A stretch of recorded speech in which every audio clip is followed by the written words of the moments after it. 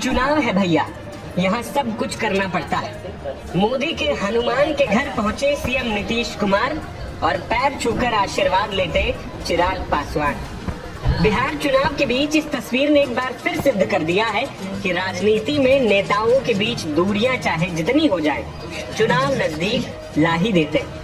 जिन दो नेताओं और पार्टी के बीच साल 2020 से अदावत चली आ रही थी, दोनों भले ही एक ही गठबंधन में थे, लेकिन खुलकर एक दूसरे की तारीफ करते कभी नजर नहीं आए।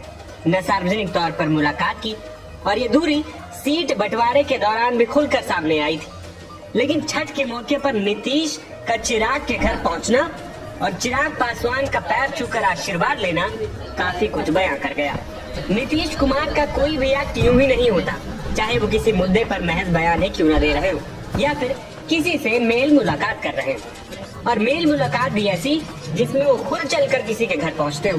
चिराग पासवान से नीतीश कुमार 2020 में दूध के जले हुए, लिहाजा 2025 में वो हर छाछ बार बार फूंक फूंक कर पी रहे हैं। और ये बड़ा सवाल है कि नीतीश कुमार को मिलने के लिए चिराग पासवान के घर जाना ही क्यों पड़ा। इस मुलाकात के बाद सवाल उठ रहे हैं कि कहीं चिराग पासवान में नीतीश कुमार को अपना उत्तराधिकारी तो नजर नहीं आ रहा है। नीतीश कुमार और चिराग पासवान का रिश्ता पहले जैसा भी रहा हो, लेकिन बीते कुछ दिनों में सार्वजनिक तौर पर तनाव तो कम हुआ।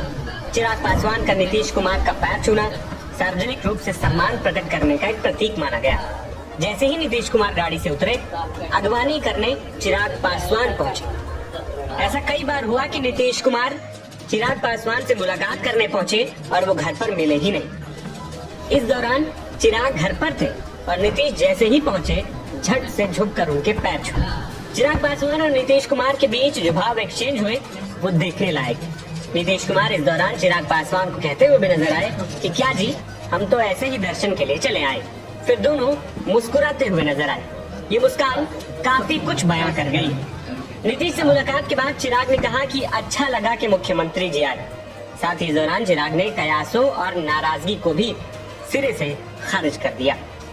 छठ ये एक ऐसा खुशनुमा समय होता है जब एक दूसरे के घर जाके प्रसाद ग्रहण करके खुशियां और बढ़ती हैं।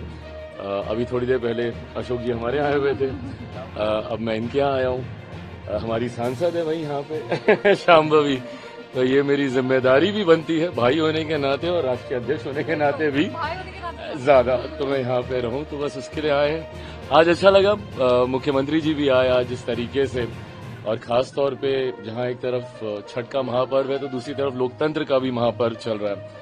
तो ऐसे में कई बार कुछ फॉल्स नैरेटिव चुनाव के दौरान सेट करने का प्रयास विपक्ष के द्वारा होता है। मुख्यमंत्री नाराज, जदयू लोजपा के बीच दरार, दुनिया भर के नैरेटिव्स।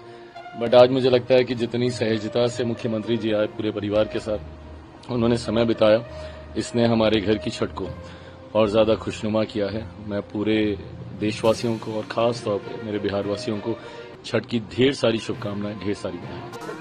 इस मुलाकात और पैर छूकर आशीर्वाद लेने के कई मायने निकाले जा रहे हैं। आपको बता दें कि बिहार में 2 चरणों में 6 और 11 नवंबर को चुनाव होने। मतगणना 14 नवंबर को होगी।